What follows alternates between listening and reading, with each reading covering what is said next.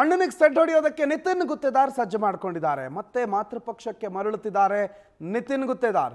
ಇವತ್ತು ಅಣ್ಣನಿಗೆ ಸೆಡ್ ಹೊಡೆಯುವ ಸಲುವಾಗಿ ನಿತಿನ್ ಗುತ್ತೇದಾರ್ ಸಿದ್ಧತೆಗಳನ್ನು ಮಾಡಿಕೊಂಡು ಮಾತೃಪಕ್ಷಕ್ಕೆ ವಾಪಸ್ ಆಗ್ತಿದ್ದಾರೆ.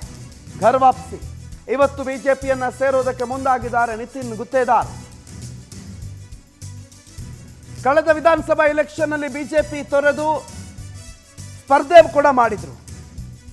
ಈಗ ಮತ್ತೆ ಮಾತೃಪಕ್ಷಕ್ಕೆ ವಾಪಸ್ ಆಗ್ತಿದ್ದಾರೆ.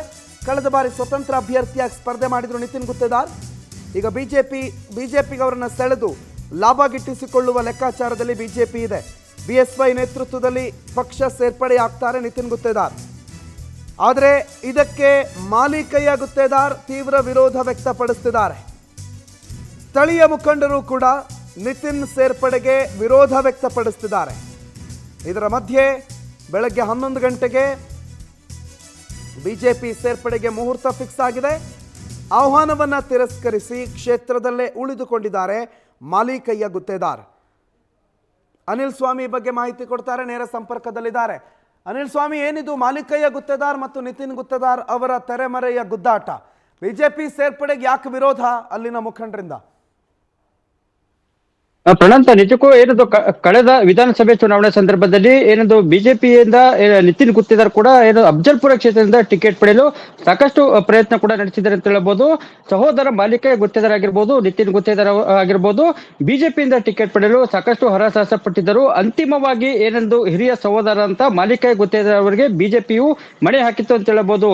ಕಳೆದ 2023 ವಿಧಾನಸಭೆ ಚುನಾವಣೆ ಸಂದರ್ಭದಲ್ಲಿ ಮಾಲಿಕಯ್ಯ ಗುತ್ತೇದಾರ್ ಅವರಿಗೆ ಬಿಜೆಪಿಯಿಂದ ಟಿಕೆಟ್ ನೀಡಿದ ಹಿನ್ನೆಲೆಯಲ್ಲಿ ಅವರ ಸಹೋದರ ನಿತಿನ್ ಗುತ್ತೇದಾರ್ ಏನೊಂದು ಅಣ್ಣನ ವಿರುದ್ಧವೇ ಸಿಡಿದೆದ್ದು ಪಕ್ಷೇತರ ಅಭ್ಯರ್ಥಿಯಾಗಿ ಸ್ಪರ್ಧಿಸಿದ್ದರು. ಈ ಸಂದರ್ಭದಲ್ಲಿ ಸಹೋದರ ಮಾಲಿಕಯ್ಯ ಗುತ್ತೇದಾರ್ ಅವರ ವಿರುದ್ಧ ಏನು ನಿತಿನ್ ಗುತ್ತೇದಾರ್ ಕೂಡ ಸಾಕಷ್ಟು ಪೈಪೋಟಿ ನಡೆಸಿದ್ದಾರೆ ಅಂತ ಹೇಳಬಹುದು. ಅಂತಿಮವಾಗಿ ಅಫ್ಜಲ್ಪುರ ಕ್ಷೇತ್ರದಲ್ಲಿ ಕಾಂಗ್ರೆಸ್ ಅಭ್ಯರ್ಥಿ ಗೆಲುವು ಸಾಧಿಸಿದರೂ ಕೂಡ ನಿತಿನ್ ಗುತ್ತೇದಾರ್ ಅವರು ತಮ್ಮ ಪ್ರಭಾವವನ್ನು ಬಳಸಿ, ತಮ್ಮ ಏನೊಂದು ವರ್ಚಸ್ಸು ಬಳಸಿ ಏನೊಂದು ಅಫ್ಜಲ್ಪುರ ಕ್ಷೇತ್ರದಲ್ಲಿ 50,000ಕ್ಕೂ ಅಧಿಕ ಮತಗಳನ್ನ ಪಡೆದುಕೊಂಡು 2ನೇ ಸ್ಥಾನದಲ್ಲಿ ಇದ್ದರು. ಆದ್ರೆ ಏನೊಂದು ಸಹೋದರ ನಿತಿನ್ ಗುತ್ತೇದಾರ್ ಅವರು ಕೂಡ ಏನೊಂದು ಅಣ್ಣ ಮಾಲಿಕಯ್ಯ ಗುತ್ತೇದಾರ್ ಅವ್ರನ್ನ 3ನೇ ಸ್ಥಾನಕ್ಕೆ ತಳ್ಳಿದ್ದಾರೆ ಅಂತ ಹೇಳ್ಬೋದು. ಹೀಗಾಗಿ ನಿತಿನ್ ಗುತ್ತೇದಾರ್ ಅವರು ಏನೊಂದು ಅಫ್ಜಲ್ಪುರ ಕ್ಷೇತ್ರದಲ್ಲಿ ಸಾಕಷ್ಟು ವರ್ಚಸ್ ಇದೆ, ಅವರ ಪ್ರಭಾವ ಇದೆ. ಹೀಗಾಗಿ ನಿತಿನ್ ಗುತ್ತೇದಾರ್ ಅವರನ್ನ ಏನೊಂದು ಕಾಂಗ್ರೆಸ್ ಪಕ್ಷಕ್ಕೆ ಅಥವಾ ಬಿಜೆಪಿ ಪಕ್ಷಕ್ಕೆ ಸೇರ್ಪಡೆ ಮಾಡಿಕೊಂಡರೆ ಸಾಕಷ್ಟು ಏನೊಂದು ಲೋಕಸಭೆ ಚುನಾವಣೆಯಲ್ಲಿ ಲಾಭವಾಗಲಿದೆ ಎಂಬ ದೃಷ್ಟಿಕೋನದಿಂದ ಎರಡೂ ಪಕ್ಷಗಳು ಅವರನ್ನ ಸೆಳೆಯಲು ಪ್ರಯತ್ನ ಕೂಡ ಮಾಡಿದವು.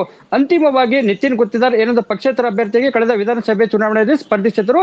ಇದೀಗ ಏನೊಂದು ಲೋಕಸಭೆ ಚುನಾವಣೆ ಸಂದರ್ಭದಲ್ಲಿ ಬಿಜೆಪಿ ಸೇರ್ಪಡೆಗೆ ಮುಹೂರ್ತ ಫಿಕ್ಸ್ ಆಗಿದೆ ಅಂತ ಹೇಳಬಹುದು. ಇಂದು ಬೆಂಗಳೂರಿನ ಬಿಜೆಪಿ ಭವನದಲ್ಲಿ ನಿತಿನ್ ಗುತ್ತೇದಾರ್ ಅವರು ಬಿಜೆಪಿ ರಾಜ್ಯಾಧ್ಯಕ್ಷ ಏನೊಂದು ಅವರ ನೇತೃತ್ವದಲ್ಲಿ ಹಾಗೂ ಹಲವು ಮುಖಂಡರ ನೇತೃತ್ವದಲ್ಲಿ ಅಧಿಕೃತವಾಗಿ ಬಿಜೆಪಿ ಸೇರ್ಪಡೆ ಆಗಲಿದ್ದಾರೆ ಅಂತ ಹೇಳಬಹುದು.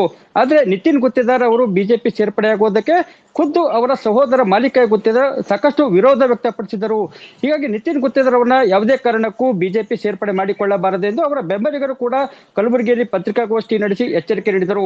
ಒಂದು ವೇಳೆ ನಿತಿನ್ ಗುತ್ತೇದಾರ್ ಅವರನ್ನ ಬಿಜೆಪಿ ಸೇರ್ಪಡೆ ಮಾಡಿಕೊಂಡಿದೆ ಆದರೆ ನಾವು ನಮ್ಮ ಮುಂದಿನ ನಿರ್ಧಾರ ತಿಳಿಸುವುದಾಗಿ ಅವರು ಕೂಡ ಒಂದು ಸ್ಪಷ್ಟವಾಗಿ ಹೇಳಿದರು. ಇದೀಗ ಅಂತಿಮವಾಗಿ ಮಾಲಿಕಯ್ಯ ಗುತ್ತೇದಾರ್ ಅವರ ಸಾಕಷ್ಟು ವಿರೋಧದ ಮಧ್ಯೆಯೂ ಸಹೋದರ ನಿತಿನ್ ಗುತ್ತೇದಾರ್ ಅವರನ್ನ ಬಿಜೆಪಿ ಸೇರ್ಪಡೆ ಮಾಡಿಕೊಳ್ಳಲಾಗುತ್ತದೆ. ಈಗ ಮಾಲಿಕಯ್ಯ ಗುತ್ತೇದಾರ್ ಅವರು ಮುಂದೆ ಯಾವ ನಿರ್ಧಾರ ಕೈಗೊಳ್ಳುತ್ತಾರೆ, ಪಕ್ಷದಲ್ಲೇ ಇರ್ತಾರ ಅಥವಾ ಪಕ್ಷದಲ್ಲಿ ಅವರಿಗೆ ಮತ್ತೆ ಯಾವುದಾದ್ರೂ ಉನ್ನತ ಸ್ಥಾನಗಳನ್ನ ನೀಡಿ ಅವರ ಪಕ್ಷದಲ್ಲೇ ಉಳಿಸಿಕೊಳ್ಳುವ ಪ್ರಯತ್ನ ಮಾಡ್ತಾರೆ ಎಂದು ಕೂಡ ಏನೊಂದು ಬಿಜೆಪಿ ಹೈಕಮಾಂಡ್ ಮೇಲೆ ಎಲ್ಲರ ದೃಷ್ಟಿ ಬೀರಿದೆ ಅಂತ ಹೇಳಬಹುದು. ಪ್ರಣಂತ್, ಥ್ಯಾಂಕ್ ಯು ಅನಿಲ್ ಸ್ವಾಮಿ ಮಾಹಿತಿ.